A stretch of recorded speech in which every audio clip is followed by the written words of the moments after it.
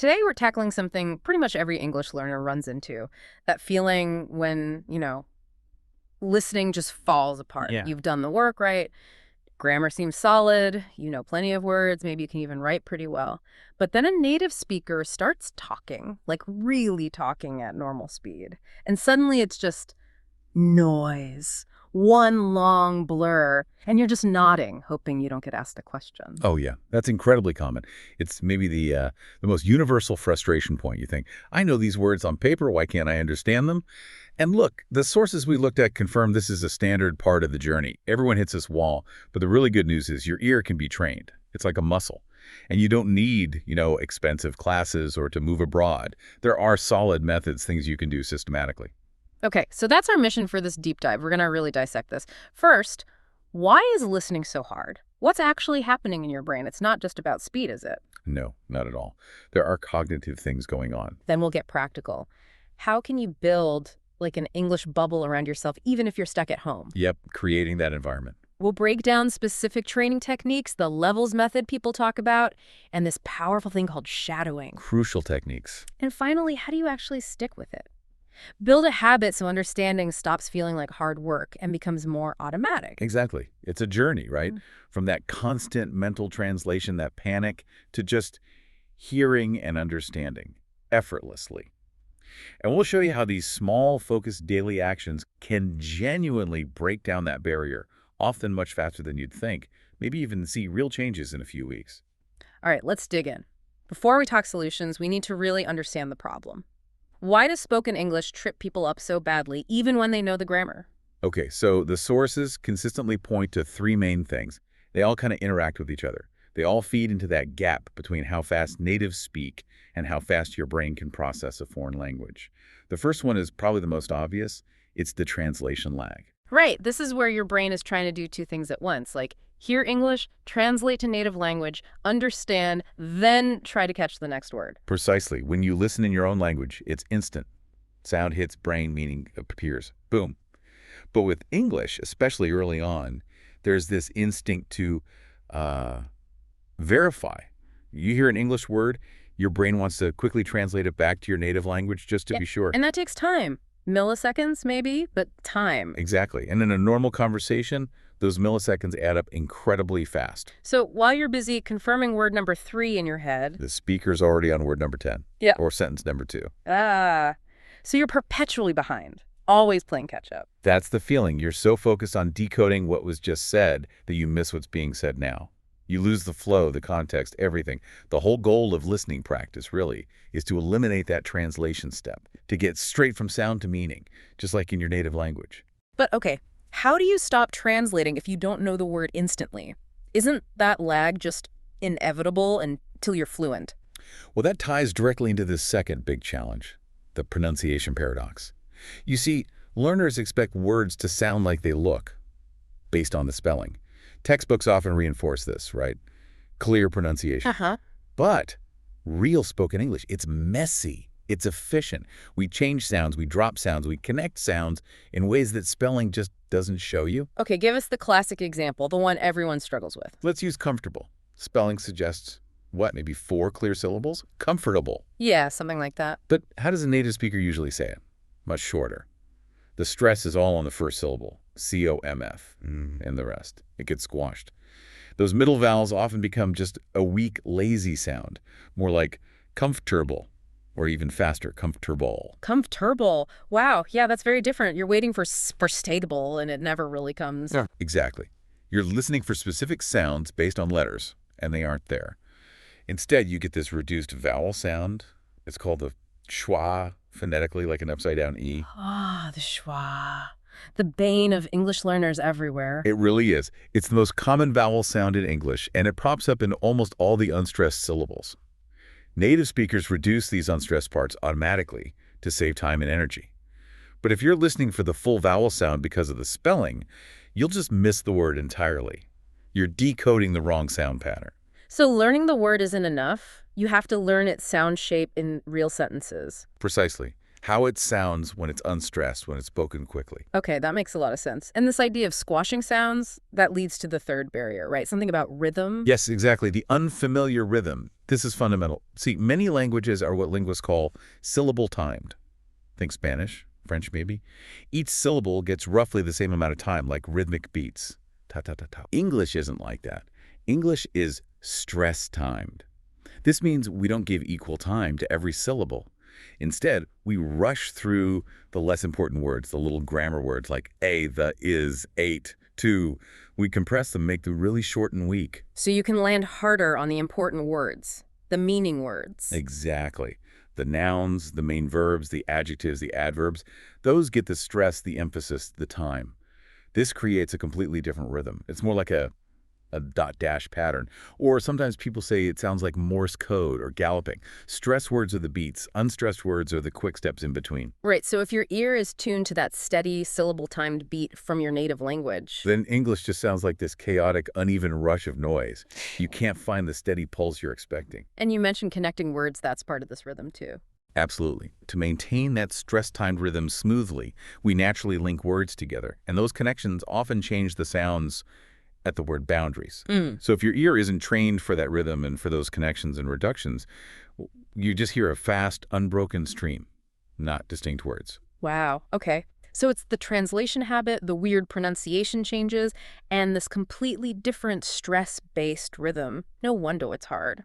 Okay, so we've diagnosed the core issues, that mental translation delay, words not sounding like they're spelled, and that unique English rhythm. Now, how do we start fixing this? How do we train the ear if we can't, just pack up and move to London or New York? Right, because full immersion isn't realistic for most people. Yep. But the sources are really clear. You can simulate a lot of immersion right where you are. It's about building an English bubble. The key idea is saturation, making English just beaming around, part of the background noise of your life, not necessarily sitting down for intense study all the time. Ambient immersion. I like that. What are the practical steps then? How do you build this bubble? It starts with tweaking the technology you already use every day. Super simple things. First, change the language settings on your phone, your computer, your main apps. Switch them to English. So you're constantly seeing basic English instructions, menus, notifications. Exactly. Passive exposure to everyday vocabulary becomes normal. Second, be deliberate about your online world. Go into YouTube, Netflix, Spotify, whatever you use, and actively tell the algorithm you want English content. Change your region settings if needed. Like things, subscribe to English channels. So your recommendations start shifting towards English music, English videos, English news. Overwhelmingly so, even if it's stuff you wouldn't normally watch. The point is exposure. Okay, and the third big one seems to be about multitasking, listening while doing other things. Yes, this is huge for building that ambient feel. Find English podcasts, audiobooks, even just news radio streams, and play them while you're doing routine stuff that doesn't require heavy concentration. Cooking, cleaning, commuting, walking, working out. Now, the obvious question. If I'm busy chopping onions or focusing on driving, am I really learning anything? Isn't it just noise then? It feels like it might be, but here's where your subconscious brain is surprisingly powerful. The sources really emphasize this. Even when you're not paying 100% attention, your brain is registering things. It's picking up the rhythm, the intonation patterns, the rise and fall of the voice, the common sound combinations. It's absorbing the music of the language. The music, okay. Think about it this way. There's a great example in the materials. Imagine you start listening to the same English conversation podcast every morning while you make breakfast. Day one, maybe you understand almost nothing, just noise and a few random words. Right, familiar feeling. But you keep doing it. 2 weeks later, still making breakfast, maybe still mostly distracted by the coffee machine. Suddenly you realize you're starting to naturally recognize certain small phrases, things that get repeated a lot. You mean like the filler words native speakers use constantly? Exactly, those little bits of conversational glue. Things like, like kind of, sort of, actually. Let's see. Words that don't carry much meaning themselves but stitch the conversation together. Precisely. And native speakers say them super fast, often really reduced, becomes, becomes kinda. By hearing them constantly, even in the background, your brain starts to recognize these not as individual words to translate, but as single chunks of sound, single units. So your subconscious starts picking up these common patterns automatically. Yes. It's like the first step in breaking that translation lag. Your brain begins to bypass the word-by-word analysis for these frequent chunks. It's learning the rhythm and the common phrases through sheer repetition. So turning chores into listening time isn't just about hoping to catch a new word. It's about tuning the ear to the basic flow and soundscape of English. That's a great way to put it. Tuning the ear. Making English the default soundtrack. It primes your brain for more active listening later. Okay, environment setup is crucial, making English just be there. But now for the more focused, active training. And the sources highlight a massive pitfall here, right? The temptation to just dive headfirst into really difficult stuff. Oh, absolutely. It's probably the single biggest mistake. Learners think, I need to understand native speakers, so I'll watch the news, or listen to fast, complex podcasts, or watch movies without any help. Yeah, jump straight into the deep end. And what happens? Usually near zero comprehension, which leads to massive frustration, feeling stupid, and often just giving up. It's like trying to run a marathon when you haven't even learned to jog around the block yet. Exactly that analogy. If the input is constantly overwhelming, your brain just shuts down. It's noise again. You learn nothing. That's why this listening in levels method is so important. It's about building comprehension systematically, step by step, ensuring you feel a sense of progress, and crucially, comfort along the way. Comfort being the key word there. So let's break down these levels. Step 1. Step 1. Easy level. This is the foundation. The absolute main goal here isn't speed or complex vocabulary. It's achieving comfort. Building confidence. Feeling like, okay, I can understand spoken English. So what kind of materials are we talking about? Things specifically designed for learners, usually. Short audio clips, maybe 3 to 5 minutes. Slow, clear speech. Think graded readers with audio, podcasts specifically labeled slow English, or for beginners, simple children's shows or educational programs where the language is very direct and clear. And how do you know when you've mastered this level? What's the target? The sources suggest aiming for about 85% to 90% comprehension without using subtitles or transcripts. And importantly, feeling relaxed while doing it. If you can listen to this easy material and understand almost all of it without stress, you've built that necessary base. Okay, so don't rush it, but also don't stay here forever if it gets too easy. Right. Comfort first. Once that's solid, you move up. Staying too long leads to boredom, but skipping it means the next step is too hard. Got it. So foundation built. What's step 2? Step 2. Medium level. This is real-life exposure. Now you start deliberately introducing more natural speed and complexity, but in manageable doses. We're looking at things like everyday conversations between native speakers, maybe from reality TV clips or specific YouTube channels, easier interviews, movie scenes with clearer, not too fast dialogue, maybe vloggers talking about hobbies, stuff intended for a general native audience, but not overly academic or fast-paced. So more like the English you'd actually hear out and about. Exactly. Yeah. And you will encounter those connected sounds we talked about. Reductions like wanna or gonna, maybe some common slang or idioms. Different accents might start popping up. And the key technique here is different, right? It's not just about relaxed listening anymore. No, this level is highly active. Your best friend here is the pause button and the rewind button. Your main job is to actively hunt for the parts you don't understand. When you hear a phrase or sentence that just sounds like a blur, you must stop. Pause. Rewind. Yep. Rewind that little section. Listen again, maybe 2, 3, 4 times. Really focus on the sounds. Trying to decipher that blur. Often just replaying it with focused attention, you'll suddenly realize, oh, they said going to, but it sounded like gonna, or, that was 2 words connected. Yeah. It's active troubleshooting for your ears. You're isolating the specific sound patterns that are confusing you and forcing your brain to recognize them. Should you use subtitles or transcripts at this stage? The advice is only after you've made several attempts to understand just by listening. Use them as a final check, a confirmation tool. Don't jump to reading immediately, or you won't train your ear. Makes sense. Spend a good amount of time here actively dissecting those tricky bits. Definitely. This medium level is where a lot of the core ear training happens. Okay, so when this level starts feeling more manageable, when you're pausing and rewinding less often, then it's time for the final step. Then, and only then, do you move to step 3, advanced level. This is fluency building. Now you take the training wheels off completely. You immerse yourself in authentic, fast, complex, native content, standard podcasts on any topic, news broadcasts, documentaries, TED Talks, movies, TV shows, all without relying on subtitles. Whoa, no subtitles at all. That sounds daunting. It is.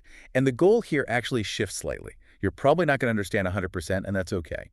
The goal now is building listening stamina, Can you follow the main ideas? Can you keep track even when the speed is high and the vocabulary is dense? Can you listen for extended periods without your brain just giving up? So it's about confidence, overall comprehension, and just handling the flow of real, unfiltered English. Exactly. Building confidence that you can function in a fast-paced English environment even if you miss a few details. This structured approach seems crucial. The sources really hammer home that you can't just skip levels, right?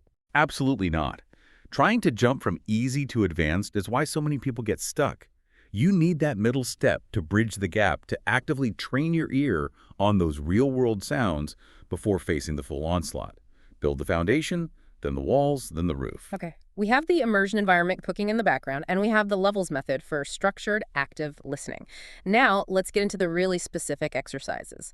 The sources point to one technique again and again as being almost like a superpower for listening and speaking. It's called shadowing. Yes, shadowing is incredibly powerful. And the reason it works so well is that it forces you to engage multiple systems at once. It's not just passive listening.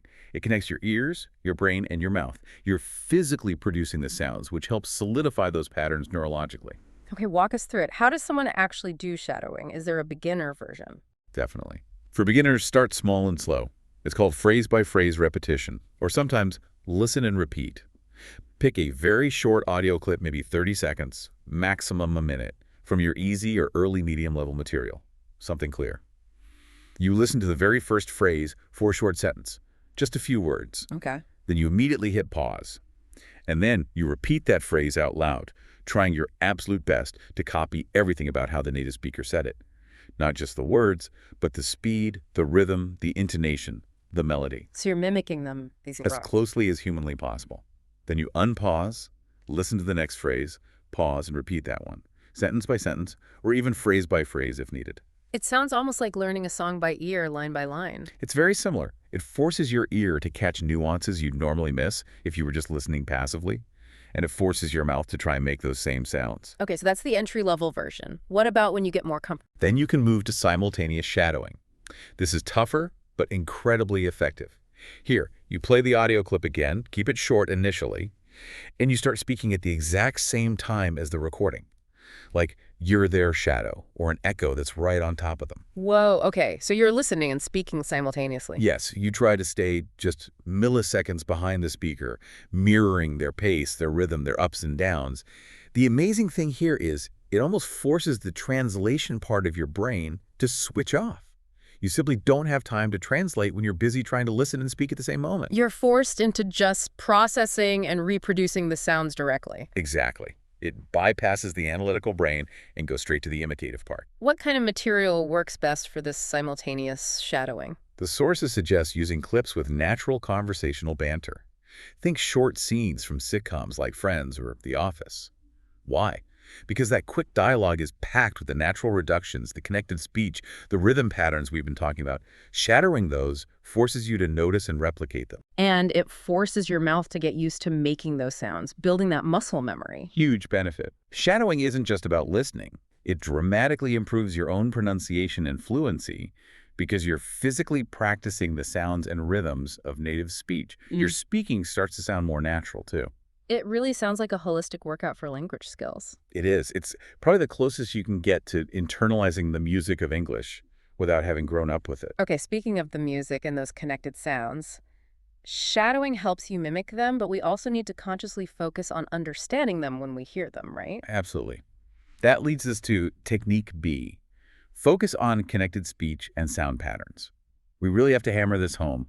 Real spoken English is based on these fluid sound patterns, not just a series of perfectly pronounced separate words like in a dictionary. You must train your ear for real English, not just textbook English. Right, because textbooks often give you the clean version, want to, going to. But you rarely hear it that way in fast speech. We know want to becomes wanna, going to becomes gonna. Those are the basics. What are some other common ones people need to listen for? Oh, there are loads. Think about modal verbs with have, should have, would have, could have. They almost always become shoulda, woulda, coulda. Right, I should have called. Exactly. Or pronoun connections. Tell them. Often sounds like tell them. Give me becomes gimme. Let me becomes lemmy. These are everywhere once you start listening for them. They are.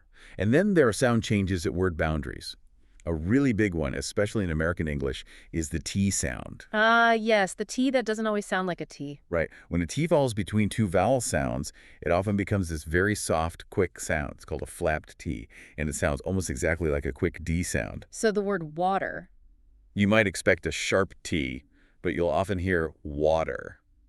Better becomes better. Little becomes little. So if you're listening strictly for that crisp T sound, you'll miss the word because the sound you're waiting for isn't the sound being made. Precisely. And think about questions. What did you do? The textbook version. But nobody says that slowly. Right. It gets crunched together. You're much more likely to hear something like, what you do, or even, what'd you do? The did you becomes ja. What'd you do today versus what did you do today? Huge difference in sound. Massive. Or what do you think becomes what do you think? If your ear isn't prepared for these transformations, these reductions and connections and sound changes, then perfectly common phrases just sound like meaningless mush, gibberish. So how can people actively train their ears for this, besides just general listening? One fun exercise the sources suggest is using music. Take an English song you like. Find the lyrics online. Now listen to the song while reading the lyrics. Pay close attention to how the singer actually pronounces the words compared to how they're written. You'll notice words getting shortened, mashed together, sounds changing to fit the rhythm. Exactly. You'll hear kinda instead of kind of. You'll hear words linking smoothly. It's connected speech in action, set to music. It really highlights that gap between the written form and the spoken reality. Doing that consciously really helps tune your ear. Okay, environment, levels, shadowing, connected speech. Sounds like a solid toolkit, but, just randomly listening, even using these techniques, can still feel overwhelming. That's a really important point. The source material warns against directionless listening. Just hitting play and hoping for the best often leads to slow progress and burnout. The risk is trying to focus on everything at once: vocabulary, grammar, pronunciation, speed, meaning. Your brain can't handle it all simultaneously. So you need a specific goal for each listening session. Precisely. You need targeted, purposeful listening. Assign your ears a specific, manageable mission each time you practice actively. We can call it the daily goal shift. Okay, daily goal shift. So one day I listen for one thing, the next day for something else. Exactly. Rotate your focus. For example, Monday. Focus only on rhythm and pronunciation. Don't even worry too much about understanding every word. Just listen for the music. Where are the stresses? Where does the voice rise and fall? Where are the pauses? Where do words link together smoothly? You're analyzing the soundscape. Oh yeah, just the melody. Tuesday. Shift completely. Today your goal is vocabulary hunting. Listen actively for words or phrases you don't recognize, especially ones that seem to be repeated.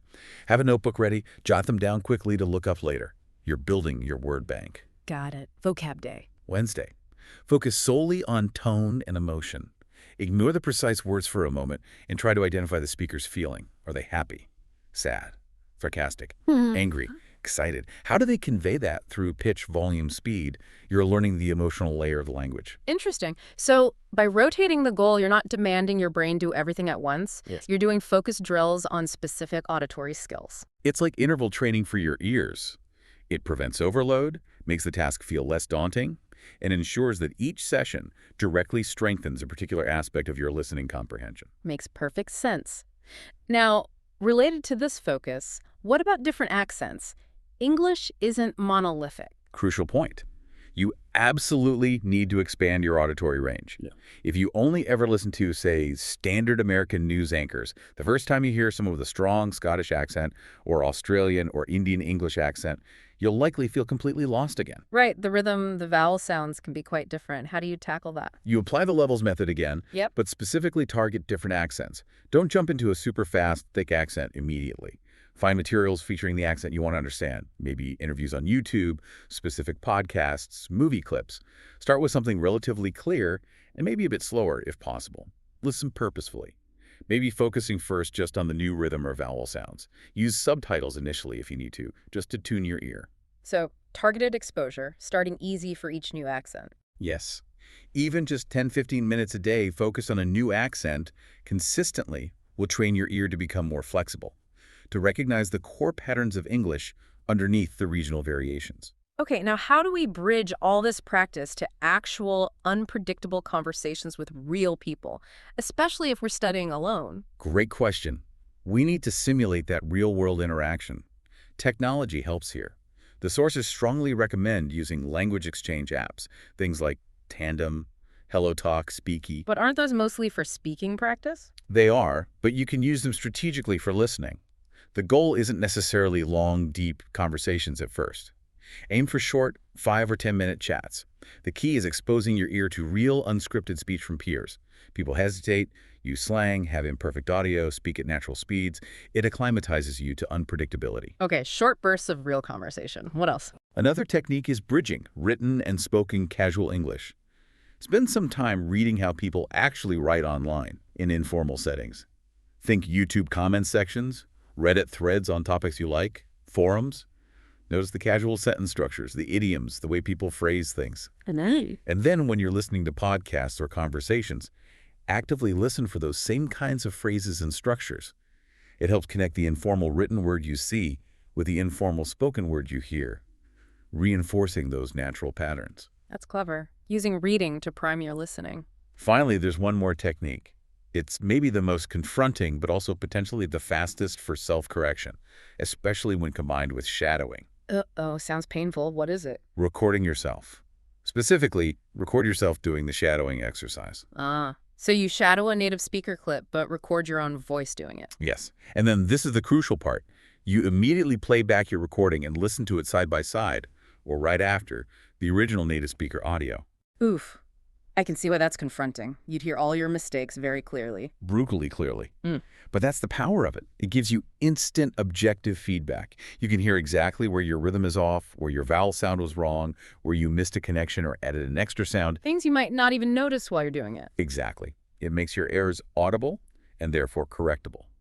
The sources cite this self-comparison as one of the absolute quickest ways to pinpoint and fix pronunciation and rhythm issues that are hindering both your listening and your speaking.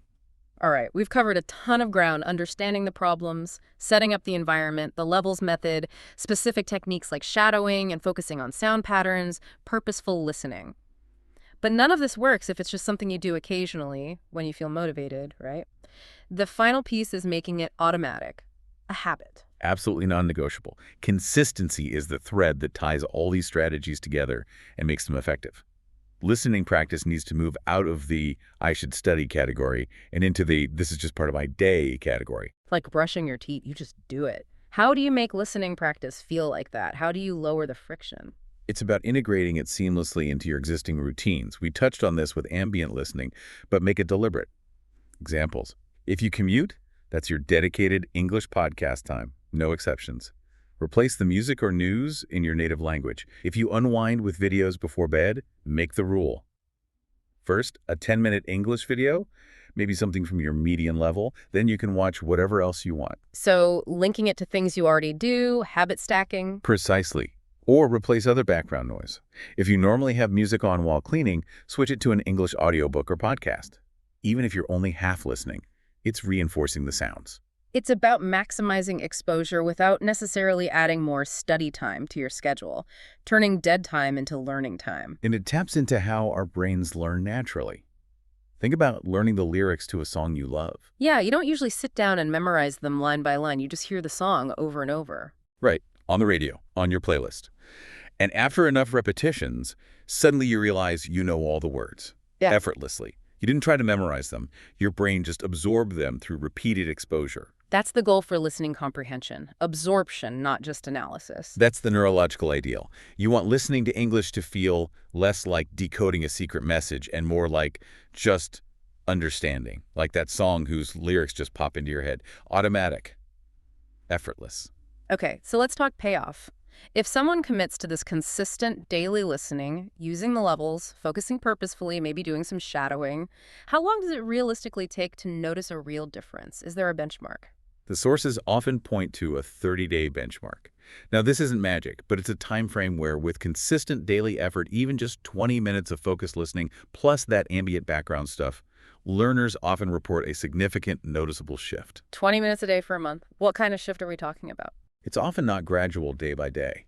It's more like one day you're listening and you suddenly realize, wait a minute, I understood that whole sentence and I didn't translate it in my head. That moment. The moment the translation lag finally starts to break down. That's the feeling. It's a breakthrough moment. You start catching more words, understanding longer chunks without conscious effort. The noise starts resolving into meaning more quickly, and that's the ultimate goal we've been driving towards. English starts to feel natural. Your brain begins to skip that laborious intermediate translation step.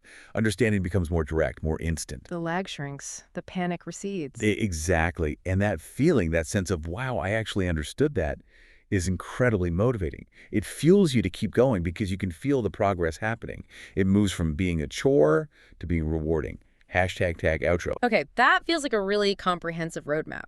We've gone deep into why listening is tough and, crucially, the practical steps to conquer it. So for everyone listening, let's just quickly crystallize the absolute key takeaways from all this material, the non-negotiables. 1, create that English bubble. Change your device languages, curate your feeds, and have English audio playing in the background whenever possible. Train your subconscious on the rhythm. Make it the default sound. 2, stick to the levels method. Start easy until you're comfortable, that 85–90% mark. Then move to medium, actively use pause and replay, only tackle advanced, faster content once medium feels manageable. No skipping steps. Build that foundation. 3, use shadowing actively. Repeat phrases, then try simultaneous shadowing.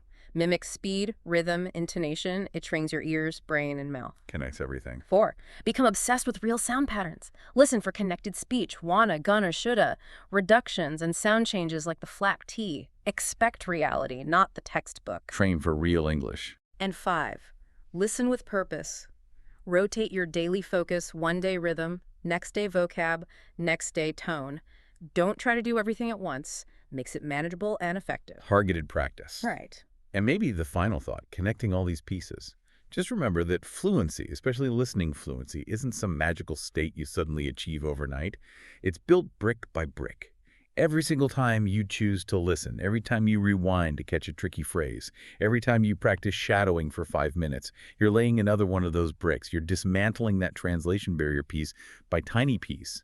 It's the consistency of those small daily actions that inevitably leads to that breakthrough moment where the language just starts to click. One sound, one phrase, one focus session at a time. Keep training that ear, stick with it. You're doing amazing. We'll catch you on the next deep dive.